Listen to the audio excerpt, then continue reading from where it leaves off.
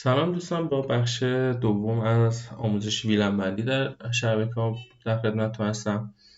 سناریوی جدیدی که داریم به این شکل هستش که ما یک سویچ لایه 3، یک سرور، یک پرینتر و تعدادی کلاینت داریم که میخوایم مراحل مربوط به ویلنبندی رو روی اونها انجام بدیم. خب میگه در سناریوی تنظیمات زیرا در تجهیزات انجام شده. میگه در سناریوی این تنظیمات ما روی هر یک از این دیوایس ها انجام دادیم. میگه در سویچ تعداد زیادی ویلن از قبل تعریف شده، لایه 3 قرار گرفتن، اینترفیس های سویچ در وضعیت لایه 3 قرار گرفتن، آدرس های آی پی با توجه به دیاگرام برای پرینتر این تنظیم شده.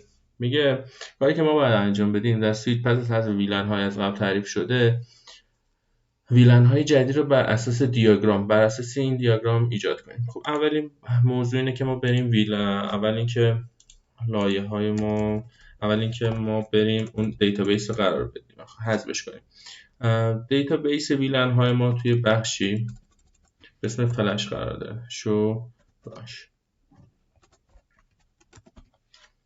ببینید این لاین شماره 4 و به طول این ویلن ها دیتابیس ویلن های ما هستش و بخوایم اینها رو پاک کنیم نیازی که باید از دستور دلیت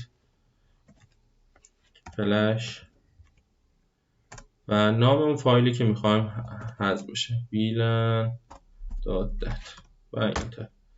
میگه شما میخواید این فایل پاک بشه و این. اگر من دوباره شو فلش رو بزنم اون دیتابیس دیگه قرار نداره. بعد من یک شو و دیگه ویلن های شو ویلن ها رو به شما نشون بدم. ببینید به صورت دیفالت ما الان ویلن 100 110 تا 490 و این تعداد ویلن رو داریم. اگر من این سویچ رو ریلودش کنم، این فلش ها به دلیل اینکه دیتابیس اون ویلن ها حذف شده دیگه ما این ویلن ها رو نخواهیم داشت.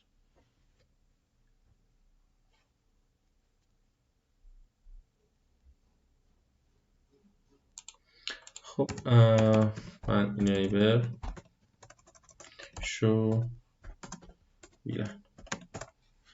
خب میبینید هیچ گونه ویلنی ما اینجا فقط غیر از ویلن نیتیوی که تعریف شده نداریم. خب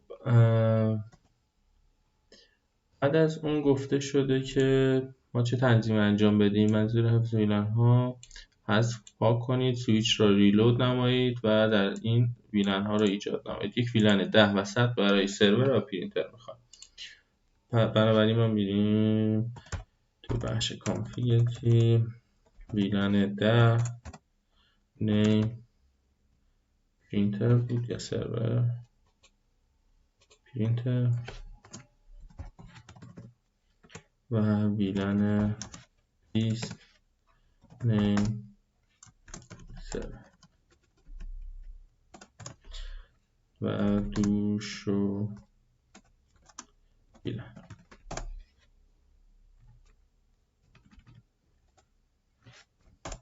خب ویلن های 10 و 20 با نیم های پرینتر و سرور تعریف شد. توی بخش بعدی در شبکه پرینتر و لپتاپ در ویلن شماره 10 قرار دهید. میخوایم پرینتر و سرور رو توی ویلن 10 قرار بدیم. اینترفیس های 0 1 و 23 وضعیت لایه 2. خب یک موضوعی سویچ های 3650 3750 3850 به صورتی هستش که هم به صورت لایه 2 و هم به صورت لایه 3 کار میکنن. ما دستوری داریم که اونها رو از لایه 2 و 3 خارج میکنیم یا به لایه 2 یا 3 وارد میکنیم. الان اینترفیس های 0 1. خب اجازه بدید من دستور رنج هم بهتون آموزش بدم. اینترفیس های فکر کنم صحبت کردم قبلا در مورد رنج فصل اینترنت 0 1 و فصل اینترنت 0 23 بود. ما دو نوع رنج دادن داریم. میتونیم از دستور و یا همون کامای خودمون استفاده کنیم یا میتونیم از دستور داش یا همون منهایی که توی کیبورد قرار داده استفاده کنیم تا رنج های مختلف رو دسترسی داشته باشیم. و یه دستوری داریم به اسم سویچ پورت و ما میتونیم اونو اگر دستور نو سویچ پورت رو بزنیم نو سویچ پورت، دستور نو سویچ پورت رو بزنیم این سویچ به لایه 3 انتقال داده میشه و اگر دستور سویچ پورت رو بزنیم اینترفیس ها به لایه 2 برمیگردن. خب اینها رو لایه 2 کردیم، ویلن 10 باید قرارشون بدیم، اینترفیس های 1 و 23 را و پس میشه سویچ پورت اکسس ویلن 10 و دو شو ویلن رو میزنیم و اینترفیس های 0 1 و 23 ما داخل ویلن 10 قرار گرفتیم. مرحله بعدی پرینتر لپتاپ بودن، پرینتر و لپتاپ در ویلن 10 در سویچ این ویلن 10 و دستور این انجام دادیم، در شبکه پی سی ها و سرور را در ویلن 20 قرار بدیم. اینترفیس های 2 7 18 و 24. خب من اگزیت میزنم. اینترفیس رنج فست 2 فست 7 18 فست 0 7 فست 0 18 و فست 0 24 و نو سویچ پورت میکنم اونها رو و آپ میشن به لایه 2 میان و سویچ پورت اکسس ویلن شو ویلن رو میزنیم که ببینیم و اینترفیس های 2 7 18 و 24 به ویلن 20 اضافه شدن. خب داخل بخش بعدی برای تجهیزات در ویلن 10 آدرس های پی ساب نت تنظیم کنید به منظور تست تا پینگ بگیریم و برای آنها هم خب جلسه بقیه ارتباط لپتاپ و پرینتر ما اول باید میگه اینها رو بهشون آی پی بدیم و چک کنیم که به هم دیگه دسترسی دارن. اول بریم ببینیم اینترفیس پرینترمون از رنج 10 10 10 1 هستش، بنابراین ما از این رنج باید بهش بدیم. اجازه بدید من سابنتش هم نگاه کنم، یه فکر نداریم، سابنت هم رنج 24/24 است. پس من به این لپتاپم 10 10 10 2 میدم و 255 255 و محیط پینگ میکنم 10 1 رو و همونجور که میدونیم ما پرینتر رو داریم. توی بخش بعدی گفته از رنج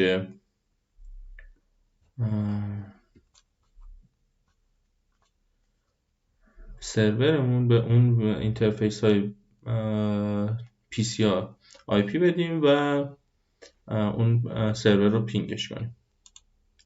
خب ما اول میبینیم رنج آی پی اینترفیس سرورمون چی هستش، 10 20 21 هست، پس ما از این رنج باید بریم دسکتاپ 10 10 20 ببخشید 10 20 22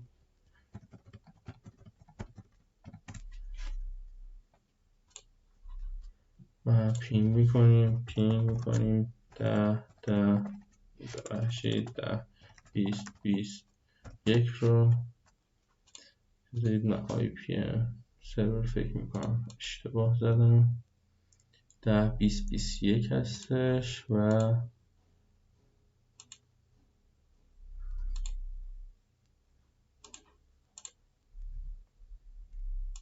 بعد مشکلی نداریم. پس بریم ببینیم مشکل از کجاست. پینگ میکنیم 10 20 21 رو. خب احتمالا برای پرینتر این تجهیزات ویلن ما ببینیم چه اینترفیس هایی داخل ویلن 20 مون هستن. خب اینترفیس 24 18 7 و 2 ما هستن. این سویچ پورت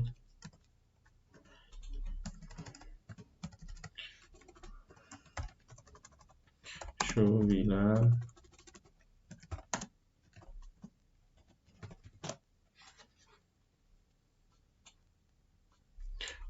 2 7 و 24 ما توی رنج توی هستن.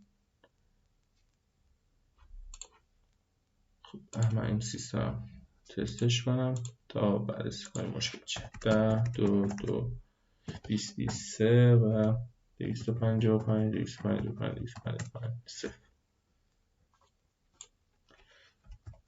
کنیم. 10 20 21 رو. خب اجازه بدید من ببینم مشکل از کجاست بتونید کنم. خب دوستان متوجه شدیم که مشکل از نرم افزار پکت تریسر بوده. من کلیه تنظیمات رو ذخیره کردم و دوباره ریلود کردم سویچ رو و کلیه مشکلات رفع شد. الان من پینگ 10 20 21 رو دارم. 10 20 23 10 20 24 کلیه پینگ های این سویچ داخل این سویچ دارم. به این سویچ آی پی 10 20 23 رو دادم و پینگ میکنیم. 20 21 رو داریم. پینگ 2 و 4 و به این سویچ هم آی پی آدرس رنج 4 رو دادم و پینگ میکنیم. 20